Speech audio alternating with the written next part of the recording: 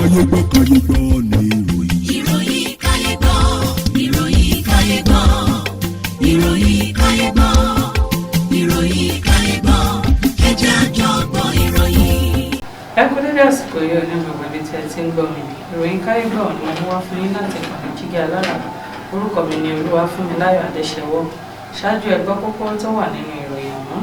Fásitì Fóyè ti di ẹ̀bi kó akẹ́kọ̀ọ́ wọn kan ru ìyanṣẹ́lódì ẹgbẹ́ àwọn òṣìṣẹ́ àgbà ti Fásitì Nàìjíríà. Ọkùnrin kan ti rí ẹ̀wọ̀n ọdún 21 he fún ẹ̀sùn pé ó gbìyànjú láti fipá bá ọmọ kékeré ní àjọṣepọ̀. Ọwọ́ ti tẹ ọmọ kan fún ẹ̀sùn pé ó gbẹ̀mí bàbá ọdún marundinlogorin. Àwọn ọlọ́pàá ti mú àwọn afurasí ọmọ ẹlẹ́gbẹ́ òkùnkùn ní ìpínlẹ̀ Rivers.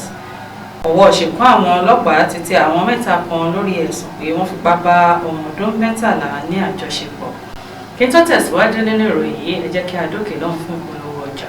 Tẹlifíṣàn kan àrà ọ̀tọ̀ tí aráyé fẹ́. Prison 24 TV láyé sọ. Àtúntún aréde pàkó yí bàbá màgánà àǹfààní ńlá ló wọlé tọ̀ wá wáyé o. Àǹfààní láti darapọ̀ mọ́ iléeṣẹ́ amóhùnmáwòrán àti rédíò orí ẹ̀rọ ayélujára kan nílẹ̀ yìí. Prison 24 TV Jígí Alára rédíò tó kalẹ̀ ká sílùú Ìbàdàn. Iléeṣẹ́ tẹlifíṣàn tí wọ́n mọ̀ mọ́ àwọn ètò àtàtà lóríṣiríṣi ni. Àǹfààní ńlá rèé o fún gbogbo ẹni tó ní ẹ̀bùn àti ọgbọ́n àtinúdá láti wá fi ẹ̀bùn tiyín náà hàn. Kẹ́yìn náà lè di ìlúmọ̀ọ́ká gbóhùnsáfẹ́fẹ́. Akọ́ṣẹ́mọṣẹ́ agbóhùnsáfẹ́fẹ́ lédè Yorùbá pọ́nbélé àti Gẹ̀ẹ́sì ni wọ́n ní. Tàbí akọ̀ròyìn àti akàròyìn eré ìdárayá àti bẹ́ẹ̀ bẹ́ẹ̀ lọ lédè Yorùbá àtèdè Gẹ̀ẹ́sì. Ayàwòrán cameraman. Aṣàwòrán pọ̀ editor. Onímọ̀ nípa ìwádìí ìtàn documentary researcher. Onímọ̀ nípa ìpolongo ọjà lójú òpó ayélujára. E-marketer àti akọ̀wé secretary. Àǹfààní tún wà fún ẹni tí ò tí ì máa gbóhùnsáfẹ́fẹ́ ya àwòrán so àwòrán pọ̀ àti bẹ́ẹ̀ bẹ́ẹ̀ lọ ṣùgbọ́n tó gbàgbọ́ wípé o lè kọ́ṣẹ́mọṣẹ́ lórí ẹ̀. Àwọn nọ́mbàs wọ̀nyí ni kẹ́ ẹ pè fẹ́kúnrẹ́rẹ́ àlàyé o 0705 058 0241 àti 09039893895. tàbí kẹ́ WhatsApp nìkan sórí +1347 285 7401. lórí Facebook, Instagram àti Twitter ẹ kàn sí @prism24tv. Wá lo ẹ̀bùn tiẹ̀ náà níbi táyé ó ti gbà ọ́ ní Prism 24 TV Jígí Alára rédíò. A máa retí yín o. Prison 24 TV Jígí Alára rédíò ní gbogbo àwọn tó dá mọ̀ ń gbọ́. Prison 24 TV Jígí Alára rédíò ní gbogbo àwọn tó dá mọ̀ ń sọ. Tẹlifíṣàn kan àrà ọ̀tọ̀ tí aráyé fẹ́. Prison 24 TV láyé sọ. Ó ti akájọ tẹ̀ síbi táyé ti tẹ̀ sí ó yá. Prison 24 TV láyé sọ. Ẹ káàbọ̀ padà láti òkè lọ́hùn-ún. Ìròyìn ọ̀hún rèé lẹ́kùnrẹ́rẹ́. Fásitì Fóyè ti di ẹ̀bi kó akẹ́kọ̀ọ́ wọn kan ru ìyanṣẹ́lódì ẹgbẹ́ àwọn òṣìṣẹ́ àgbà ti Fásitì Nàìjíríà. Ilé ẹ̀kọ́ Federal University Ọ̀yẹ́ Èkìtì Fóyè ti di ẹ̀bi kó ọ̀kan lára àwọn akẹ́kọ̀ọ́ wọn ní ilé ẹ̀kọ́ náà tí ó ní àrùn ikọ́ ẹ̀gbẹ ní àárọ̀ ọjọ́ Ìṣẹ́gun Tuesday látàrí àìbìkítà àwọn ẹgbẹ́ òṣìṣẹ́ àgbà ní àwọn fásitì Nàìjíríà sófà kí wọ́n gbé ilé ìwòsàn ilé ẹ̀kọ́ náà ti pa. Adarí àgbà fún fásitì náà Ọ̀jọ̀gbọ́n Àbáyọ̀mí Fáṣínà ní àwọn pàdánù akẹ́kọ̀ọ́ kan tó ní ikọ́ ẹ̀gbẹ ní Fóyè tí wọn kò sì ní àǹfààní láti gbé wọ ilé ìwòsàn fásitì náà nítorí àwọn ohun èlò tí ó ti wà ní títì pa.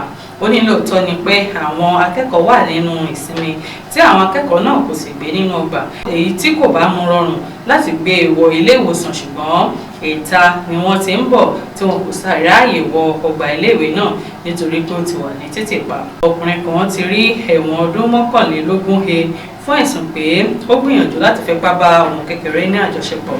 Ọkùnrin kan ẹni ọdún 23 Chidi Isaiah ní ọjọ́ Ìṣẹ́gun Tuesday ni wọ́n ti sọ sẹ́wọ̀n ọdún 21 láti ọ̀dọ̀ ilé ẹjọ́ Sexual Offences and Domestic Violence fún ẹ̀sùn pé ó gbìyànjú láti fipá ní àjọṣepọ̀ pẹ̀lú ọmọ alábàágbélé rẹ̀ ọmọ ọdún 11 nínú èyí tí wọ́n ti fi ẹ̀sùn méjì kàn án. Àkọ́kọ́ ni pé ó gbìyànjú láti ṣe kò tọ́ pẹ̀lú ọmọ kékeré. Ẹ̀kejì, ó fi ọwọ́ ra lára lọ́nà tí kò tọ́. Wọ́n sì ní ó jẹ̀bi àwọn ẹ̀sùn náà lábẹ́ òfin ti ìpínlẹ̀ Èkó ti ọdún 2015 tí ìjìyà sì wà fún un. Lẹ́yìn tí wọ́n ka ẹ̀sùn rẹ̀ tán ni ó gbà pé òun jẹ̀bi àwọn ẹ̀sùn tí wọ́n fi kàn òun. Ó wá rọ adájọ́ ilé ẹjọ́ náà láti ṣíjú àánú wo òun nígbà tí ó ń gbé ìdájọ́ rẹ̀ kalẹ̀ lẹ́yìn tí ó gba ẹ̀bẹ̀ rẹ̀. Adájọ́ Ṣọládòye wá gbé ìdájọ́ rẹ̀ kalẹ̀ pé kí ó lọ sí ẹ̀wọ̀n ọdún 14 fún ẹ̀sùn pé ó gbìyànjú láti fipá bá ọmọ ní àjọṣepọ̀ àti ẹ̀wọ̀n ọdún 7 fún pé ó fọwọ́ ra lára lọ́dún tí kò tọ́ tí gbogbo àkókò rẹ̀ lọ́gbà ẹ̀wọ̀n sì jẹ́ ọdún 21. Ọwọ́ ti tẹ ọmọ kan fún ẹ̀sùn pé ó gbẹ̀mí bàbá ọdún 75. Ọkùnrin kan tí wọ́n pè ní Okon Edet ni ó ti wà ní agodo àwọn ọlọ́pàá báyìí fún ẹ̀sùn pé ó ṣá bàbá rẹ̀ Edet Oyobo pa látàrí ilẹ̀ kan ní abúlé Uruntin ní ìjọba ìbílẹ̀ Okobo ní ìpínlẹ̀ Akwa Ibom. Ìṣẹ̀lẹ̀ náà ló wáyé ní ọjọ́ 13 oṣù kẹta ọdún yìí. Alukoro fún iléeṣẹ́ ọlọ́pàá ní ìpínlẹ̀ náà Odiko Magdon fìdí ìṣẹ̀lẹ̀ náà múlẹ̀. Magdon ní olóògbé náà ni ó ní ọ̀pọ̀lọpọ̀ sáré ilẹ̀ ní ìpínlẹ̀ náà tí afurasí náà sì gbà pé tòótọ́ ni òun hu ìwà náà nítorí bàbá òun ta àwọn ilẹ̀ kan ní èyí tó fún òun láti fi kọ́lé sí pẹ̀lú wà níbẹ̀ tí òun sì lọ bá bàbá òun tí ó sì ní lóòótọ́ ni òun ta ilẹ̀. Òun béèrè owó tí ó gbà lórí ilẹ̀ náà pé kí ó kó fún òun tí bàbá náà sì ní wọn kò tí ì sanwó.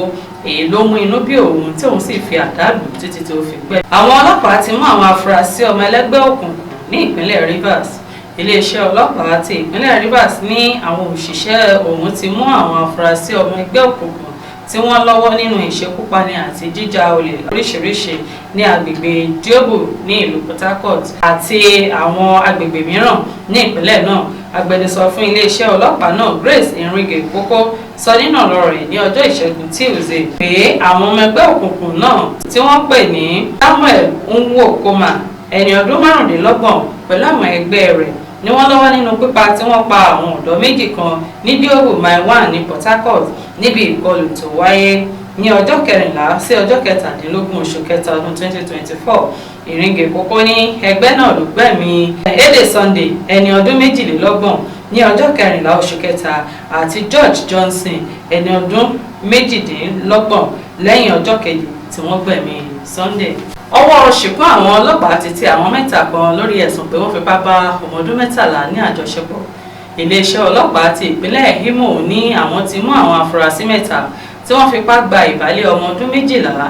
Alukoro fún iléeṣẹ́ ọlọ́pàá ní ìpínlẹ̀ náà Henry Okoye tí ó fìdí ìṣẹ̀lẹ̀ náà múlẹ̀ sọ nínú ọ̀rọ̀ rẹ̀ ní Òwèrè pé àwọn afurasí mẹ́tẹ̀ẹ̀ta tí wọ́n jẹ́ Joseph Onyema ẹni ọdún 35, Uzoma Nwanoreze ẹni 30 àti Ebere Chukwu Nwozu ẹni ọdún 43. Ó ní ìwádìí àwọn fìdí rẹ̀ múlẹ̀ pé àwọn afurasí náà ni wọ́n ṣe kò tọ́ pẹ̀lú ọ̀dọ́mọdébìnrin náà èyí tí ó mú kí ó ní ìpalára lójú ara àti àrùn ìbálòpọ̀. Ọmọ náà ló ti wà ní ilé ìwòsàn báyìí níbi tó ti ń gba ìtọ́jú. Kọmíṣánná fún ọlọ́pàá ní ìpínlẹ̀ náà Àbùkí Danjuma kóró ojú sí ìwà ìbàjẹ́ náà tí ó sì rọ gbogbo àwọn olùgbé ní ìpínlẹ̀ náà láti máa tú àṣírí àwọn oníwà ìbàjẹ́ báwọn yìí tí ó sì ní gbogbo àwọn tí ìwà ìbàjẹ́ báyìí bá ń ṣímọ́ lórí ni wọn yóò máa fi mú wọn kàtà òfin. Oníjù báyìí lọ lórí ìròyìn Kayegbo fún títì ní orúkọ mi lẹ́ẹ̀kan sí òun ni Olúwafúnmiláyọ̀ Adéṣẹ́wọ́ káfíńrẹ́ pàdé o. Kayegbo